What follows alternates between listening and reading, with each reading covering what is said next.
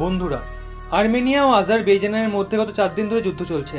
দুই দেশই অন্তর্রাষ্ট্রীয় সমুদায়ের শান্তিপূর্ণ আলোচনার মাধ্যমে ঝামেলা মিটিয়ে নেওয়ার আবেদনকে খারিজ করে দিয়েছে। আর্মেনিয়া ও আজারবাইজানের সেনা নাগোর্নো কারাবাখ অঞ্চল নিয়ে সম্মুখ সমরে অবতীর্ণ হয়েছে। দু পক্ষ থেকেই ভারী মাত্রায় গোলাবর্ষণ হচ্ছে। দুই দেশ একে অন্যকে চরম ক্ষতি করার দাবি করছে। এই লড়াইয়ে প্রায় 100 জন প্রাণ হারিয়েছে আর অসংখ্য মানুষ আহত হয়েছে। আর্মেনিয়া ও আজারবাইজানের বিবাদকে নিয়ে যেভাবে তুর্কি সামনে এগিয়ে এসছে তা দেখে মনে হচ্ছে রাশিয়া আর্মেনিয়ার হয়ে যুদ্ধে অবতীর্ণ হবে।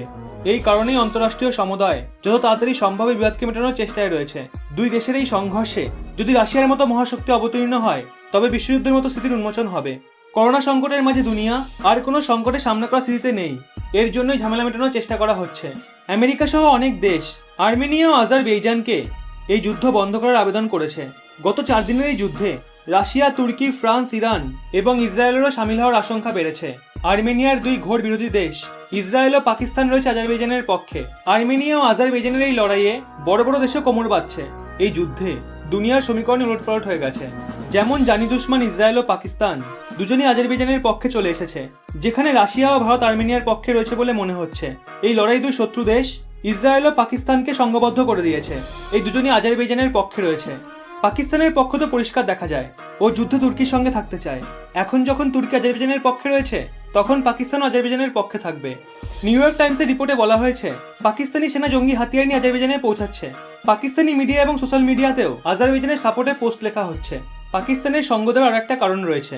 আজারবাইজান জম্মু কাশ্মীর মামলায় পাকিস্তানকে খোলামেলা সমর্থন করেছিল। তুর্কি পাকিস্তান ছাড়াও ইসরায়েলের মতো শক্তিশালী দেশ আজারবাইজানের পক্ষে রয়েছে। কিন্তু ইসরায়েল ও পাকিস্তান তো একে অপরের নাগরিকত্বকেই মান্যতা দেয় না। তুর্কিও পুরোপুরি অ্যান্টি ইসরায়েল। তুর্কি একমাত্র ইহুদি দেশ ইসরায়েলকে শেষ করা তালে থাকে। তাই এরকম অবস্থায় ইসরায়েল নিজের শত্রুর সঙ্গে দাঁড়ানো চমকে দেয়। এর মেন কারণ ইসরায়েল ও আজারবাইজানের পুরনো সম্পর্ক। আজারবাইজান একমাত্র মুসলিম দেশ যার সাথে ইসরায়েলের ভালো সম্পর্ক আছে। আর্মেনিয়া ও আজারবাইজানের এই যুদ্ধে চিন্তিত ভারত বলে এই যুদ্ধে কেন্দ্রীয় শান্তি ও সুরক্ষা বিপদে পড়বে। ভারতের জন্য সবচেয়ে বড় সমস্যা হলো ওই দুপক্ষে যে দেশগুলো রয়েছে তার মধ্যে ভারতের বন্ধুরাও আছে। আজারবাইজানের সঙ্গে ইসরায়েল রয়েছে আর আর্মেনিয়ার সঙ্গে রয়েছে রাশিয়া। আর রাশিয়া ও ইসরায়েলের সঙ্গে ভারতের সম্পর্ক কতটা মজবুত সেটা জানতে আর কারো বাকি নেই। তাছাড়া ফ্রান্স ও আর্মেনিয়ার সঙ্গে রয়েছে। আবার ফ্রান্স ও ভারতের ভালো বন্ধু। তাই যদি ভারতের যুদ্ধে ঝাঁপায় তবে যে কোনো এক বন্ধুর সাথে তার শত্রুতা হবে, যেটা ভারত কোনোদিনও চায় না। কারণ ভারতের এই সত্যিকারের বন্ধুরাই ভারতের খারাপ সময়ে পাশে ছিল।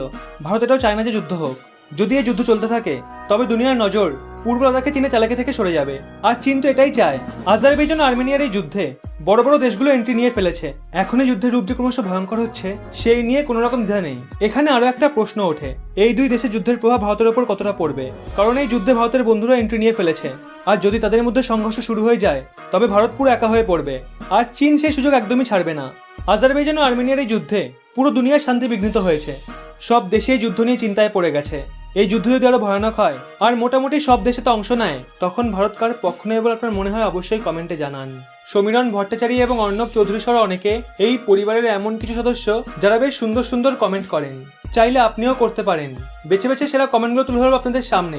ভিডিওটি ভালো লাগলে অবশ্যই একটা লাইক করে সবাইকে শেয়ার করে দিন এবং এরকমই ব্যাক টু ব্যাক আপডেট পেতে রহস্য বাংলা চ্যানেলটি সাবস্ক্রাইব করে পাশের বেল আইকনটি অল করে রাখুন।